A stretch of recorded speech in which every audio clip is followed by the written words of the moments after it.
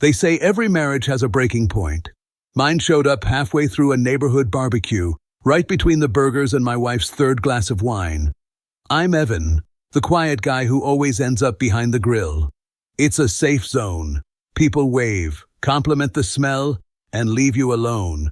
My wife Sienna was in full hostess mode, laughing too loud, making rounds like she was running a campaign for most charming neighbor. And June, our next-door neighbor, single, calm, a professional observer, was leaning on the fence with a paper plate and that "I've seen worse" smile. The afternoon started perfectly normal. Music from someone's Bluetooth speaker, jokes about calories, kids running through sprinklers. The air smelled like meat and mild envy. A few beers in, everyone loosened up. The talk drifted toward relationships, the universal sport of married people trying to sound funny about their own misery. "My husband thinks loading the dishwasher is foreplay," someone said. Laughter, glasses clinked. Another voice. "Mine hasn't cooked since 2018. More laughter. Then Sienna, feeling her wine and her audience, raised a hand like she was about to deliver the punchline of the century. "Please," she said, grinning, "you ladies have it easy. Who wants to trade husbands? Seriously. My model's cheap to maintain. No ambition, no problems." The words hit harder than they should have. The laughter stopped halfway. Even the grill hissed quieter. I didn't say anything at first, just set down the spatula, wiped my hands, and walked over. "Appreciate you handling the marketing, honey," I said evenly. "Hope the client's better than you." Someone choked on beer. Someone else muttered, "Damn." Sienna's smile froze, her cheeks turning the color of regret. And then June, sweet, fearless June, spoke up. "I'll take him." Every head turned. Sienna blinked. "What?" June shrugged. "He cooks, he's polite, and apparently low maintenance. Sounds like a steal." A ripple of nervous laughter moved through the crowd.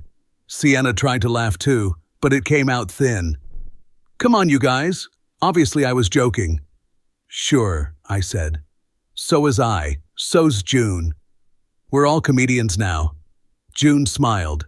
"I'm not kidding, but okay." Sienna's eyes went sharp. "This is between me and my husband." "Is it?" I asked. "Because a minute ago it sounded like an open auction."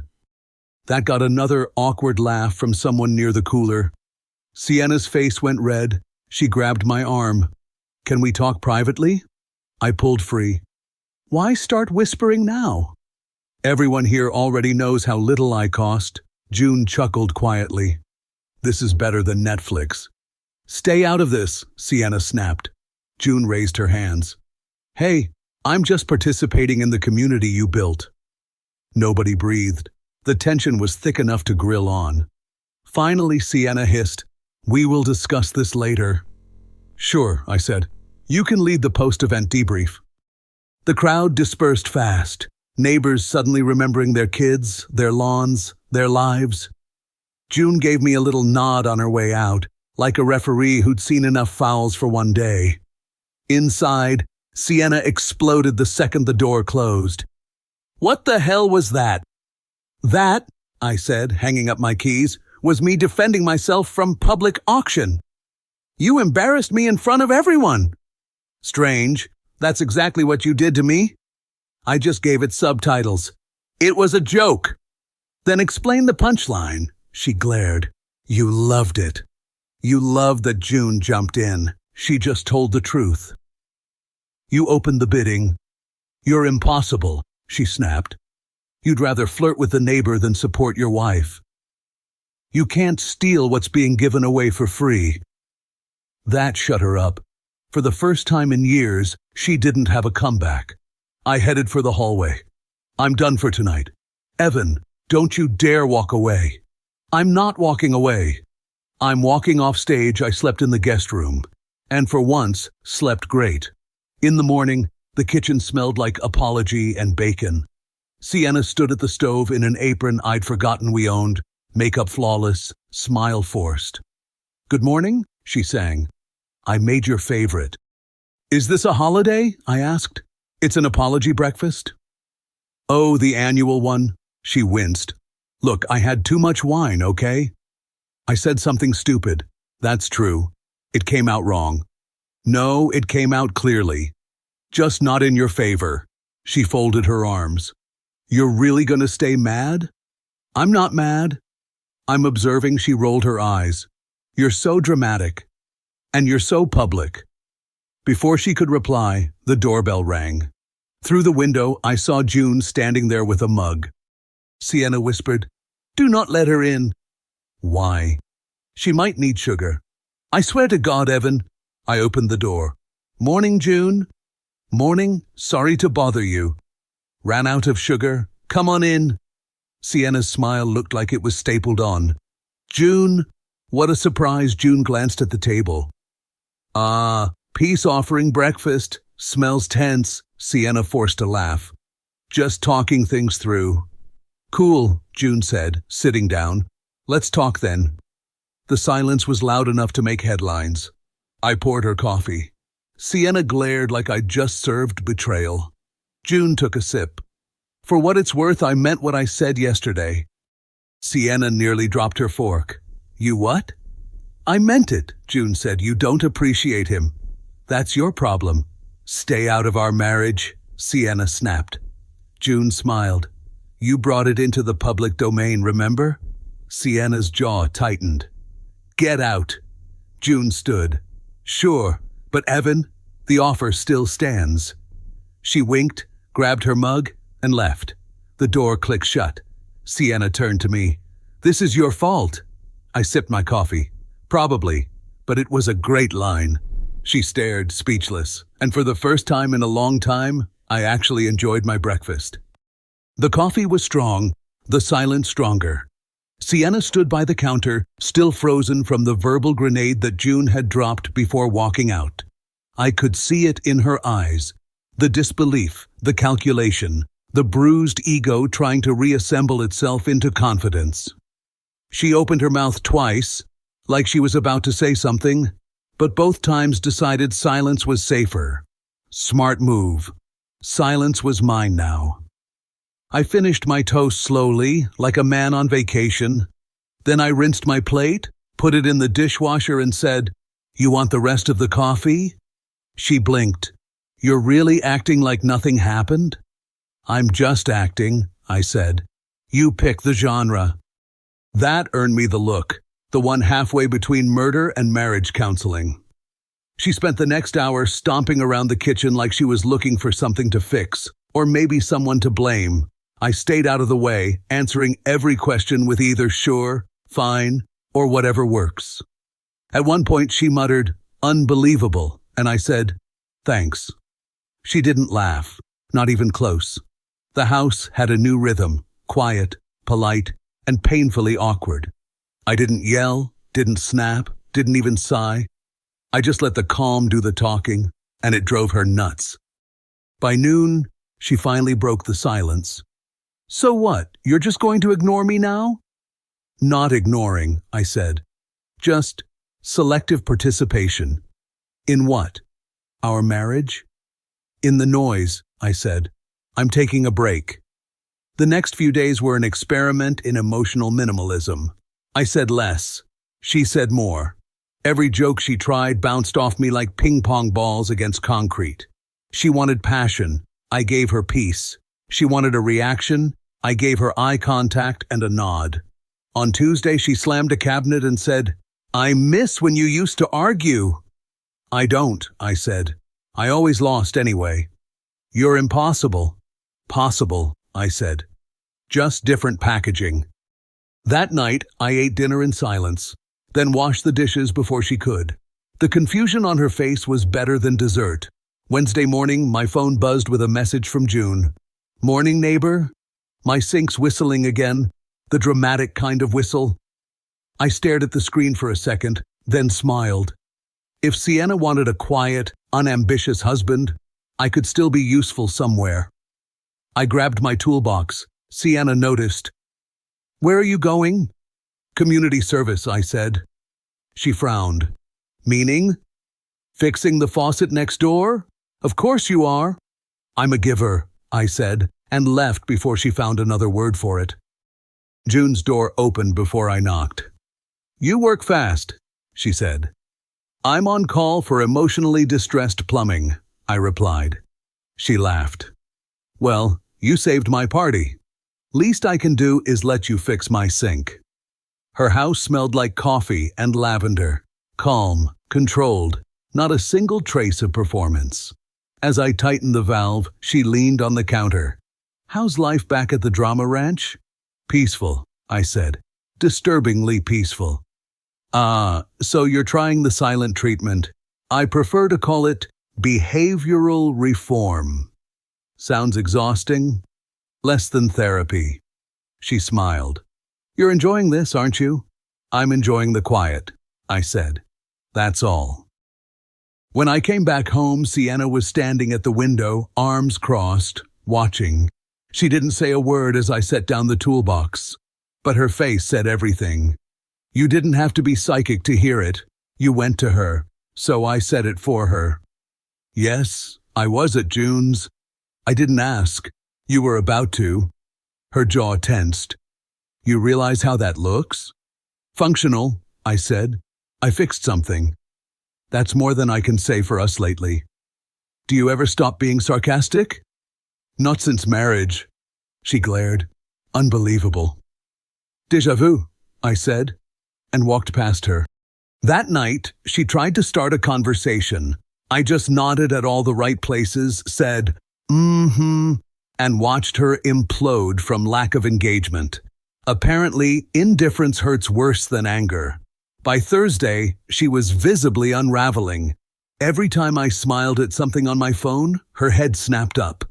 Every time I stepped outside, she asked, "Going somewhere?"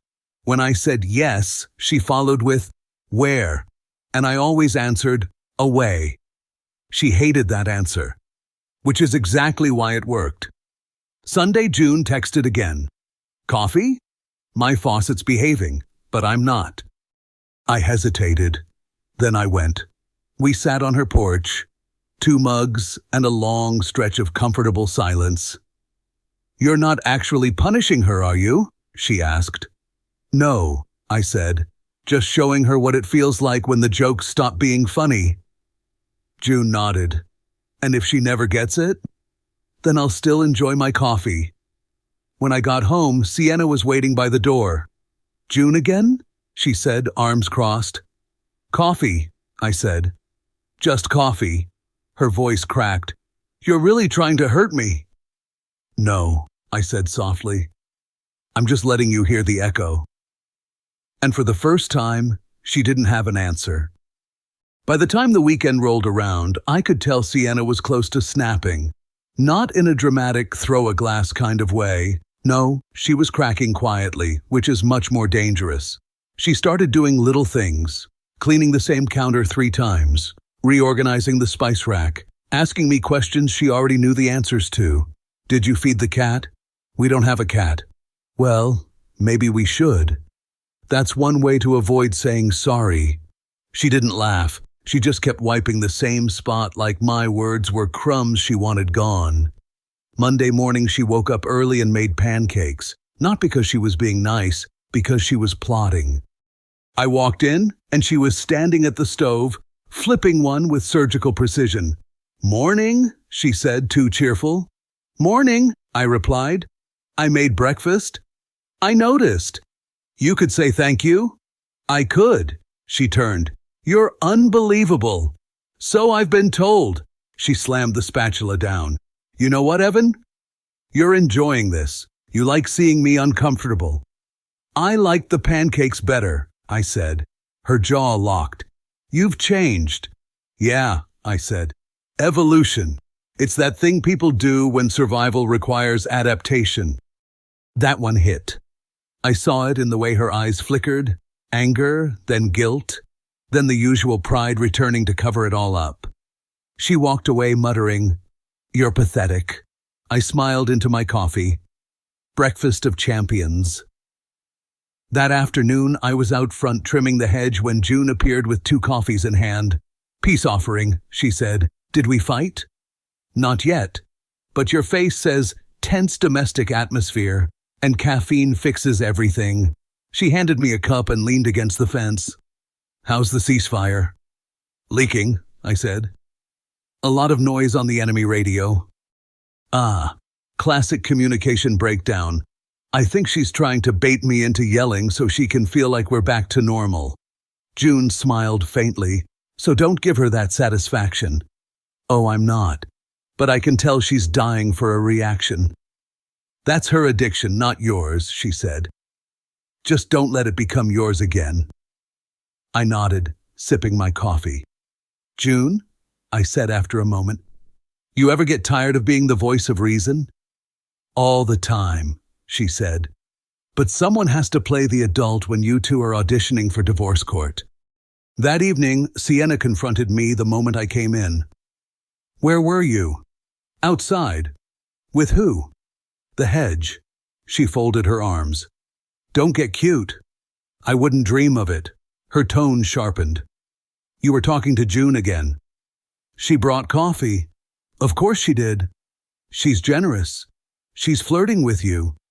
She flirts with the mailman. So that makes it okay? It makes it irrelevant. Sienna stepped closer, eyes narrow.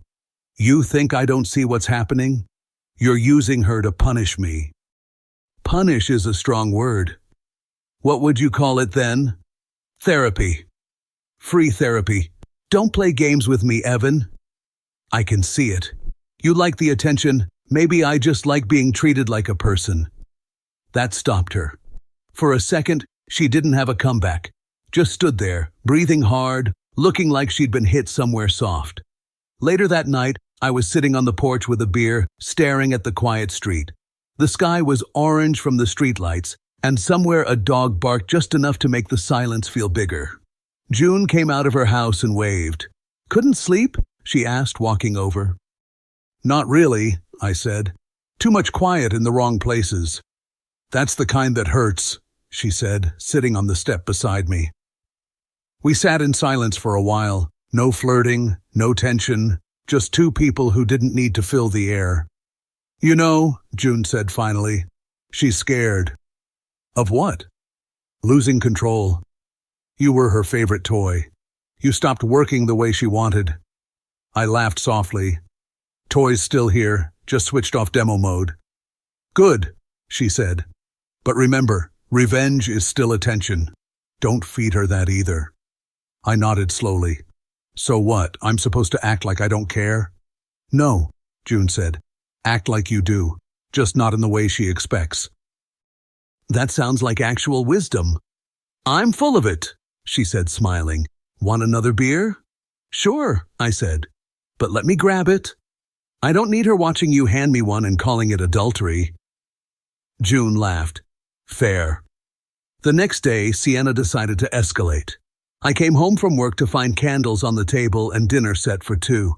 She was dressed up, hair done, soft music playing. Wow, I said. Did someone die? Very funny, she said, tight smile. Sit down. I did. What's this? A truce. I thought we already had one. This time it comes with steak. We ate in awkward silence for a few minutes until she finally spoke. I've been thinking, she said carefully, about how we got here. Good start. I said something stupid. You overreacted. Almost good start. She sighed. Okay, maybe I was cruel. But you've been cruel too. I've been quiet, I said. Big difference. Your silence is worse than yelling, she said. Funny, I said. That's what peace feels like when you're used to chaos. She stared at me. I can't win with you, can I? Not when you think it's a competition. Then she said it, the line that flipped the table emotionally. Are you sleeping with her? I froze. It wasn't a scream, not even a shout. Just a quiet, trembling question. But it hit like a slap. Excuse me, I said. Don't play dumb. June, you're always over there. Coffee, repairs, jokes. Everyone in the neighborhood's talking. Really? Everyone? Don't mock me, she snapped. Do you want her? I took a breath, slow and deep. No, Sienna. I want peace. I just happened to find some of it next door. Her lip trembled. You're lying. If I was, I'd be smiling. She threw her napkin down. You're disgusting. Because I fixed a faucet? Because you're pretending to be innocent when you're not. I stood up. You want me to cheat just so your anger makes sense. That's the real problem. Stop twisting everything I say. Then stop giving me knots. I walked toward the door. Where are you going? For air. Her house? Mine's out of oxygen. And I left. I didn't go to June's right away. I walked around the block first, letting the night cool me down. My heart was pounding, not from guilt, but from the frustration of being accused of something I hadn't even thought about doing. Half an hour later, I ended up on June's porch anyway. She opened the door, saw my face, and didn't ask a single question. She just handed me a mug. Coffee? She said. Again? You look like you need something stronger, but let's start here. We sat in her living room quiet. She accused me of sleeping with you, I said finally. I figured, she said calmly. It was coming. You're not even surprised. She's scared. She's losing her grip, and people like her always swing before they fall. I leaned back, exhaling. Maybe I'm the one pushing her. June tilted her head. Are you? I don't know, I said. I just wanted her to feel what I felt that night. Small, embarrassed, disposable. That's fair, June said softly. But don't stay there. The view's ugly, I laughed weakly. You sound like a therapist again. I'm cheaper, she said, and I make better coffee. It was almost midnight when I went home. The lights were off, but I knew she was awake. She always leaves one candle burning when she's angry, like a signal flare of guilt. I closed the door quietly, took off my jacket, and saw her sitting on the couch in the dark. She didn't look at me when she spoke. Did you sleep with her? No, I said. I talked to her. About what? You. Her head turned slowly. What about me? How you turned our marriage into a performance. She swallowed hard. And what did she say? That I should stop playing along. Sienna didn't respond. She just stared at the candle. After a long pause, she said quietly, I hate what we've become.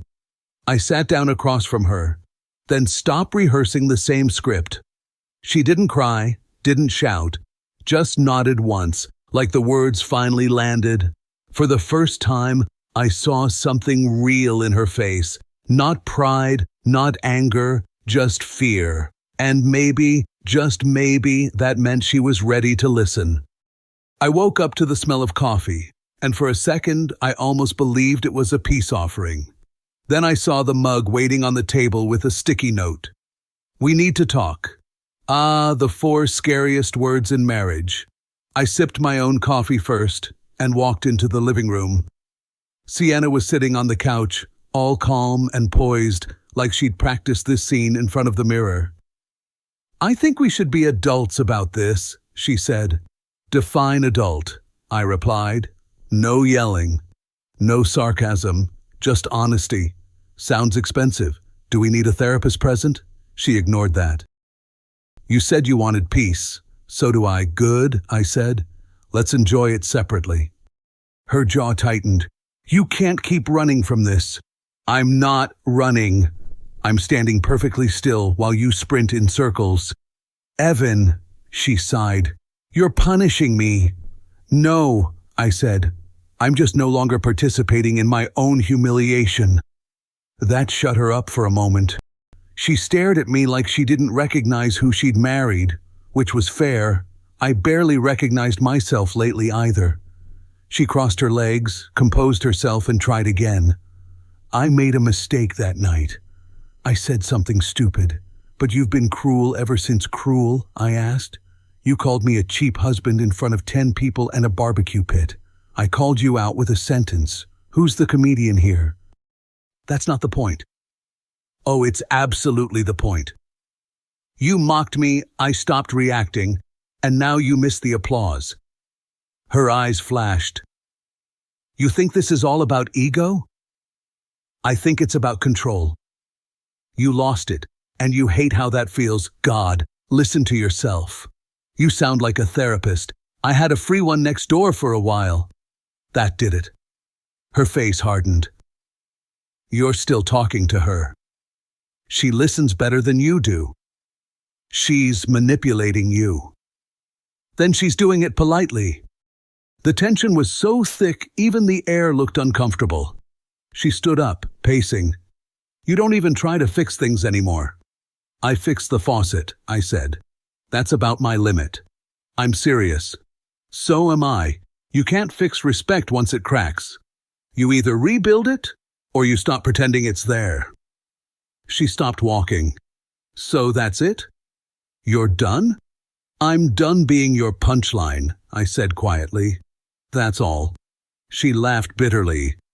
You think you're some kind of hero now? 𝗪𝗶𝗵𝗴, the martyr husband who rose above it all? Please, I said. If I was a hero, I'd have left months ago. Then why haven't you? I looked at her. Because I wanted to see if you'd notice the difference between my silence and my absence. That one landed like a gut punch. She blinked rapidly, her confidence crumbling in slow motion. After that, neither of us spoke for almost an hour. She sat on the couch pretending to read, while I scrolled through nothing on my phone. It wasn't peace. It was the sound of something dying quietly. Then, as if she couldn't stand it anymore, she said, So what now? You keep spending time with her until I lose my mind? I looked up. June? She's the only person around here who talks like a human. You're unbelievable. And you're predictable, I said softly. We're both consistent. She stood again, voice trembling. Say it. You want to leave? I paused. I don't want to leave, I said. I just don't want to come home to someone who thinks respect is optional. Sienna stared, speechless. Her lips parted, but no words came out. I walked toward the door, grabbed my jacket. She asked, Where are you going? For coffee, I said. Of course. Her place? Relax, I said. It's caffeine, not confession. June opened the door before I knocked. Rough night? She asked. Define rough. Ah, so it's one of those, yeah. She accused you of being my emotional support system again. Well, June said, smiling faintly, you do have great taste in support. I sat down on her porch steps, exhaling. She's breaking, I said, and I'm starting to feel like the bad guy. June sat next to me. You're not the bad guy. You're just finally reacting by doing nothing. Exactly. People like her don't fear anger. They fear indifference. I stared at the streetlights for a moment. You sound like a life coach. I charge less, she said. We both laughed quietly. Then I said, You think she'll change? June thought about it. Only if she thinks she's losing something real. She already did. Not yet, June said softly. You're still here. When I got back home, the house was dark except for one lamp by the couch. Sienna was sitting there, still awake, still furious. She didn't even wait for me to speak. You went to her, she said. Technically, I went to her porch. Big difference. She's the reason you're like this. No, Sienna, I said. You are. She's just the mirror. She stood up, shaking her head. You're cruel. Truth usually is. You think I deserve this? I think you need this, I said. To understand what it feels like when someone stops chasing your approval. Her eyes filled with tears she didn't want me to see. I almost felt sorry. Almost. Then I said the thing I'd been holding back for weeks. You can keep mocking me, Sienna. You can throw your little parties and pretend you're above it all. But don't be surprised when one day I stop coming home. The house was quiet that night. Not peaceful, not angry, just hollow. The kind of silence that doesn't comfort you. It just sits in the room and watches. The next morning she was waiting at the table. No makeup, no phone, just coffee and swollen eyes. It was almost eerie, like watching a performer forget their lines. "I didn't sleep," she said quietly. "I can tell." "Did you?" "Barely." She nodded, twisting the cup in her hands. "I keep replaying what you said," she whispered, "about not coming home." "Yeah," I said. That was the honest part. Her lip trembled. "You meant it?" "I don't say things I don't mean anymore." She looked down. "I hate what I did to us." "Then stop doing it." "I don't even know how." "Start by listening," I said. "That'd be new." She laughed through her tears. "You're still sarcastic." "It's genetic," I said. "My family uses humor instead of therapy." She stood up and came closer. "I was horrible to you," she said. "I know it." That night, I was trying to be funny, and it wasn't. "It was accurate," I said. "You just didn't like hearing it bounce back." She winced. "I deserved that." I leaned against the counter. "You know what I realized?" I said. "You didn't humiliate me because you hated me. You did it because you thought you could get away with it." Her eyes filled again. "I'm so sorry." "I don't need sorry," I said. "I need change." She nodded slowly. "Then let me try." I almost smiled. "I've heard that line before." "I mean it this time." "Then prove it quietly," I said. "I'm done with speeches." Over the next few days, she tried. Small things, real things. She made breakfast without waiting for praise. She listened when I talked, even when the conversation was uncomfortable. And for the first time in months, she didn't try to win. She tried to understand. June noticed too. She waved at me one afternoon as I was mowing the lawn. "So, marital thaw?" she asked. "Maybe," I said. "Less frost, more fog." "Progress. I'll take it." She smiled. "Told you she'd change once she realized you could leave." "Yeah," I said. "Fear's a better motivator than guilt." June raised her cup. "To healthy dysfunction." I laughed. "Cheers." A week later, Sienna came out to the porch while I was fixing the loose railing. She sat beside me, watching in silence. After a minute, she said, "Do you still hate me?" I wiped my hands. "I never hated you. I just stopped protecting your feelings at the cost of mine." She nodded, eyes wet again. "I get that now." "Good," I said. "Took us long enough." She laughed softly. "You're still calm." "Yeah," I said. "Guess I learned from the best." "June?" "No," I smiled. Silence. We didn't have a dramatic reconciliation. No grand speech, no tearful embrace. It just leveled out. We started eating dinner together again, watching dumb shows. Sometimes she'd reach for my hand and I wouldn't pull away. Sometimes I'd joke and she'd laugh, not out of habit but because it was real. The storm passed not with thunder, but with a sigh. And honestly, that was enough. A few weeks later, we hosted another barbecue. Same backyard, same grill, same neighbors, minus the tension. June came, of course, with her usual calm smile. When she saw us together, she grinned. "Looks like my offer expired," she said playfully. Sienna smiled back. "Guess I got lucky." June raised a brow. "Guess he did too." They both laughed. No malice, no edge, just peace. I stood there, beer in hand, watching them talk. For once, there was no scoreboard, no power struggle, just two women who understood that sometimes people grow up the hard way. Later that night, after everyone left, Sienna leaned against me on the porch. "Thank you," she said quietly. "For what?" "For not giving up on me." I looked at her for a moment, then smiled. "I didn't stay for you," I said. "I stayed for me. But I'm glad it worked out for both of us." She laughed softly, still sarcastic. "Still here," I said. And for the first time in a long time, that was enough. It's been a few months since that night. No fireworks, no miracles, just small, consistent things. Sienna stopped performing and started showing up. She laughs more now, not to impress, but because she actually means it. She listens, she asks, she apologizes when she should, and sometimes even when she doesn't have to. And me? I learned that silence isn't punishment, it's clarity. That peace doesn't mean giving up, it means refusing to keep fighting battles that don't deserve you. We still argue sometimes, still mess things up, still forget what we learned, but we find our way back faster now. If you felt this story hit hard, drop a like, subscribe for more, and share your thoughts in the comments.